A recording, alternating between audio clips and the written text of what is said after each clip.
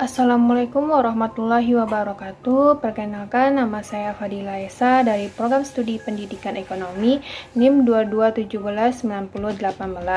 Nah, pada kesempatan kali ini saya akan membahas tentang studi kasus dengan analisis SWOT, TOWNS, dan APKL.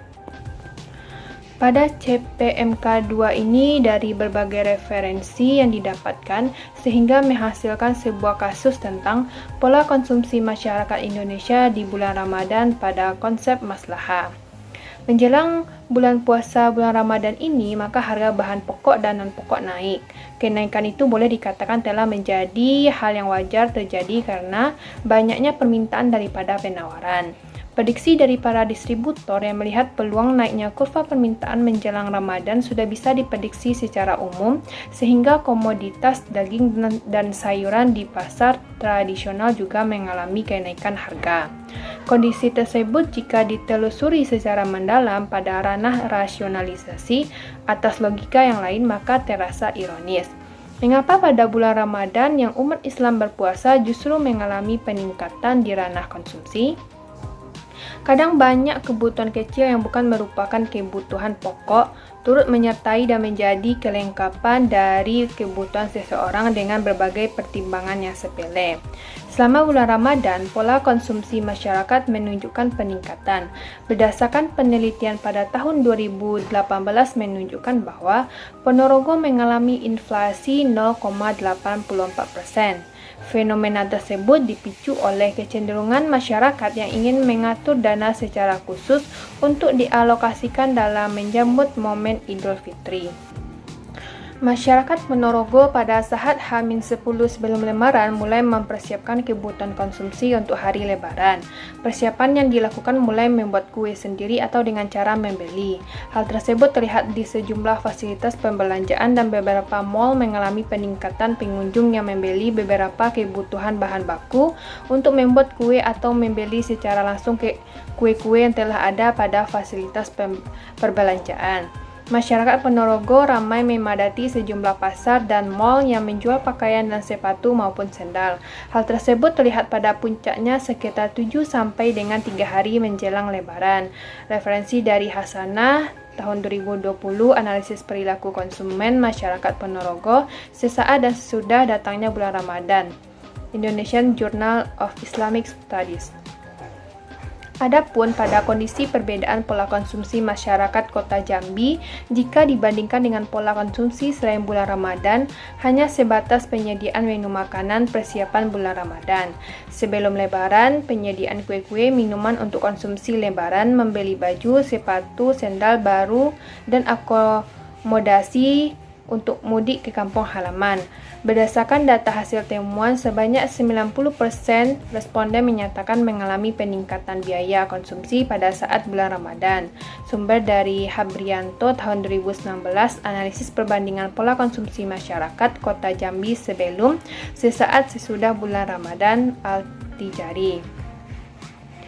Pada kondisi lain, juga ada sebagian dari masyarakat desa Mangepong mengadakan kegiatan mudik ke kampung halaman dan kegiatan ini tentunya akan memerlukan akomodasi dan sudah barang tentu akan menambah pengeluaran rumah tangga pada saat bulan Ramadan.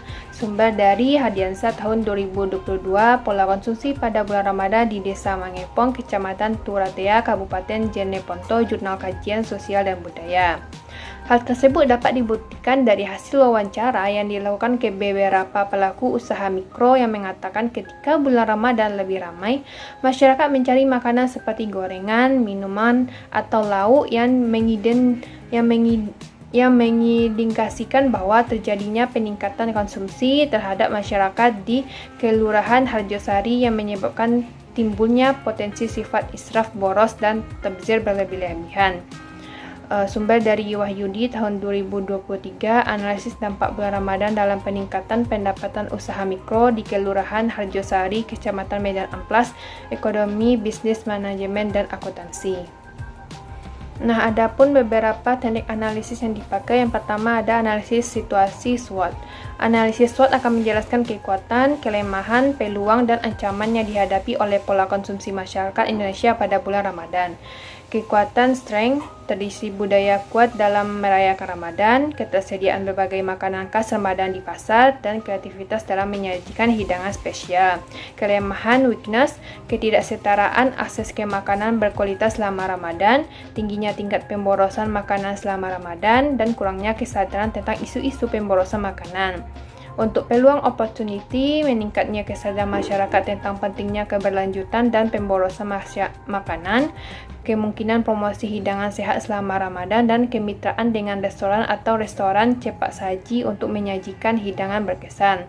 Lalu, ancaman threat, harga makanan yang meningkat selama Ramadan, ketidakpastian pasokan makanan selama Ramadan, dan persaingan dari restoran dan layanan makanan online. Kemudian yang kedua, pada analisis STONES, Threat, Opportunities, Weakness, and Strength. Analisis STONES akan menjelaskan kekuatan, kelemahan, peluang, dan ancaman yang dihadapi oleh pola konsumsi masyarakat Indonesia pada bulan Ramadan. Pada strategi Strength dan Opportunity akan menghasilkan memanfaatkan tradisi kuat dengan mempromosikan hidangan berkesan yang juga berkelanjutan. Pada strategi Strength dengan Threat akan menghasilkan mengurangi pemborosan makanan dengan bekerjasama dengan restoran dan layanan makanan online untuk menyediakan hidangan berukuran lebih kecil. Pada strategi Weakness dengan Opportunity akan menghasilkan meningkatkan kesadaran tentang pentingnya makanan yang sehat dan berkelanjutan selama Ramadan. Sedangkan pada strategi Weakness dengan Threat akan memastikan akses yang lebih setara ke makanan berkualitas dengan memonitor dan mengendalikan harga selama Ramadan. Kemudian yang ketiga, pada matriks APKL, aktual, problematik, layak, dan layak. Analisis APKL ini akan menjelaskan kekuatan, kelemahan, peluang, dan ancaman yang dihadapi oleh pola konsumsi masyarakat Indonesia pada bulan Ramadan. Pada strategi aktual dan kalayak akan menghasilkan konsumsi masyarakat. Pada strategi problematik dan kalayak akan menghasilkan ketidaksetaraan akses pemborosan makanan. Dan pada strategi aktual dengan layak akan menghasilkan tradisi budaya kuat merayakan Ramadan dan kreativitas dalam menyajikan hidangan, serta strategi pada problematik dan layak akan menghasilkan kesadaran pemborosan makanan. Kemudian selanjutnya pada CPMK 8 ini dari berbagai referensi yang didapatkan sehingga menghasilkan sebuah kasus tentang persepsi masyarakat terhadap perbankan syariah di Indonesia. Masyarakat di desa merancang masih belum mengenal tentang sistem perbankan syariah, produk perbankan syariah yang ditawarkan serta kepengurusan bank syariah tersebut. Perkembangan perbankan syariah di Kabupaten Purwakarta saat ini mengalami peningkatan yang sangat signifikan. Tahun 2015 baru muncul Bank Muamalat dan Bank Syariah Mandiri. Pada tahun 2016 sampai 2020 sudah banyak berdiri lembaga perbankan syariah yaitu BJB Syariah, BNI Syariah, BRI Syariah, Bank Permata Syariah, BTPN Syariah, hingga BCA Syariah. Sudah ada di Kabupaten Purwakarta. Hasil observasi awal peneliti menyebarkan angket dari 100 responden hanya terdapat 2% atau hanya 12 masyarakat yang menjadi nasabah di bank syariah. Masyarakat di Desa Maracang, Kabupaten Purwakarta masih minim pemahaman dan minat terhadap perbankan syariah. Walaupun sekarang perbankan syariah sudah sangat berkembang pesat sekali. Tetapi ini tidak mempengaruhi masyarakat Desa Maracang, Kabupaten Purwakarta untuk menjadi nasabah. Sumber dari Fauzia tahun 2022, analisis persepsi masyarakat terhadap perbankan syariah di Desa Maracang, Kabupaten Purwakarta, ekonomi syariah dan bisnis perbankan. Adapun perbankan syariah di Kabupaten Sumeneb mengalami perkembangan yang baik namun terdapat kendala dalam pengembangannya, yaitu rendahnya kegiatan sosialisasi perbankan syariah, kurangnya sumber daya manusia yang dibarengi dengan keahlian, kesulitan likuiditas, terjadinya asimetri informasi, serta terbatasnya jaringan kantor bank syariah di wilayah Sumeneb. Sumber dari Hermanto dan Syahril tahun 2020, persepsi masyarakat terhadap perbankan syariah di Kabupaten Sumeneb, Jurnal Bisnis dan Akuntansi. Sedangkan di Desa Gaduh Timur, Kecamatan Gading termasuk salah satu desa yang belum terjamah lembaga keuangan syariah. Pasalnya, jumlah bank syariah yang tumbuh di wilayah Gading masih sedikit dan tepatnya hanya di wilayah kecamatan di pedesaan belum ada. Hal ini berdasarkan hasil observasi awal, sampai saat ini desa tersebut masih dikuasai oleh lembaga keuangan non-syariah. Geliat aktif lebih terlihat dari lembaga tersebut. Masyarakat pada umumnya melakukan transaksi di salah satu branch banking, bank tanpa kantor, bank konvensional yang bekerjasama dengan BUMDes di Desa Gaduh Timur. Sumber dari Hikmah Jamil dan Yuliana tahun 2022, persepsi masyarakat terhadap Bank Syariah Studi Desa Gaduh Timur Kecamatan Gading, Sumeneb, Journal of Sharia Economy. Lalu di Kabupaten Bulukumba merupakan sebuah kabupaten yang terletak di Provinsi Sulawesi Selatan dengan penduduk mayoritas Muslim bahkan hampir mendekati 100% serta merupakan wilayah tenggara di Sulawesi Selatan yang masih menjaga nilai leluhur masyarakat Sulawesi Selatan. Pada hal ini, Bulukumba menjadi potensi dan aset yang kuat jika memiliki kualitas sumber daya insani. Mayoritas masyarakat Muslim masih kurang tentang bank syariah, termasuk juga di daerah Kecamatan Herlang, dan bahkan menjadi terdapat ulama yang belum banyak mengerti tentang perbankan syariah. Sumber dari Irmawati tahun 2010, persepsi masyarakat terhadap perbankan syariah, studi kasus Herlang, jurnal dari Al-Kalam.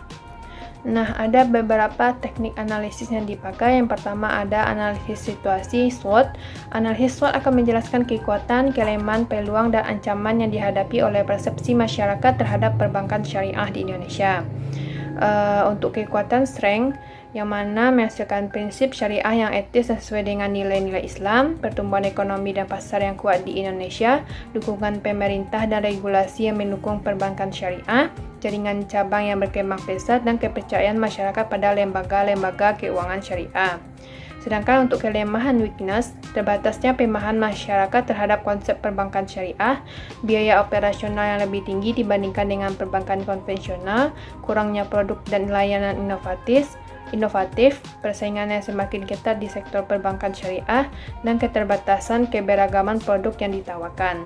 Sedangkan untuk peluang opportunity, peningkatan kesadaran masyarakat terhadap keuangan syariah, potensi pasar yang besar di kalangan masyarakat Muslim Indonesia, peluang untuk mengembangkan produk dan layanan yang lebih kompetitif, kerjasama dengan lembaga-lembaga keuangan internasional, dan peningkatan literasi keuangan syariah.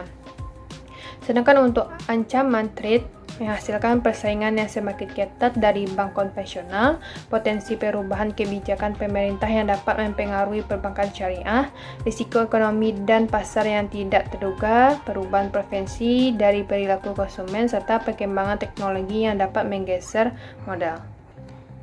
Yang kedua ada analisis stones, trade opportunities, weakness, and strength. Analisis STOS ini akan menjelaskan kekuatan, kelemahan, peluang, dan ancaman yang dihadapi oleh persepsi masyarakat terhadap perbankan syariah di Indonesia. Strategi strength dengan opportunity akan menghasilkan memanfaatkan pertumbuhan pasar yang besar dengan menawarkan produk dan layanan inovatif berbasis syariah, dan meningkatkan literasi keuangan syariah melalui program edukasi dan pelatihan.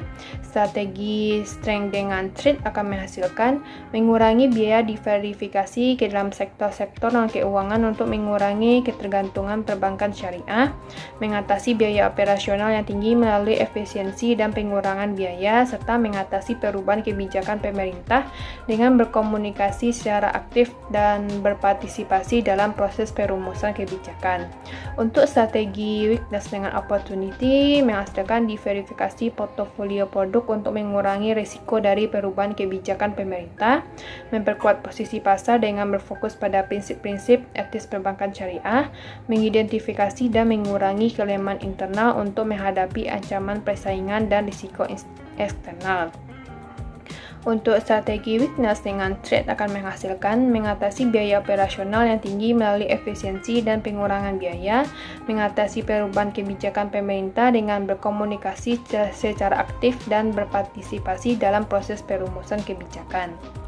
Kemudian yang ketiga, yang terakhir ada matriks APKL, aktual, problematik, layak, dan layak. Nah, pada analisis APKL ini akan menjelaskan kekuatan, kelemahan, peluang, dan ancaman yang dihadapi oleh persepsi masyarakat terhadap perbankan syariah di Indonesia. Strategi aktual dengan kalayak akan menghasilkan masyarakat memiliki pemahaman terbatas tentang perbankan syariah, peningkatan kesadaran terhadap nilai-nilai etis perbankan syariah, adanya kepercayaan masyarakat pada lembaga-lembaga keuangan syariah, potensi masyarakat yang besar di kalangan masyarakat Muslim Indonesia. Pada strategi aktual dengan layak akan menghasilkan mengatasi biaya operasional yang tinggi melalui efisiensi dan pengurangan biaya, mengatasi perubahan kebijakan pemerintah dengan berkomunikasi secara aktif dan berpartisipasi dalam proses perumusan kebijakan. Untuk strategi problematik dengan kelayak akan menghasilkan terbatasnya pemahaman masyarakat terhadap konsep perbankan syariah, biaya operasional yang lebih tinggi dibandingkan dengan perbankan konvensional, persaingan yang semakin ketat di sektor perbankan syariah, dan keterbatasan keberagaman produk yang ditawarkan.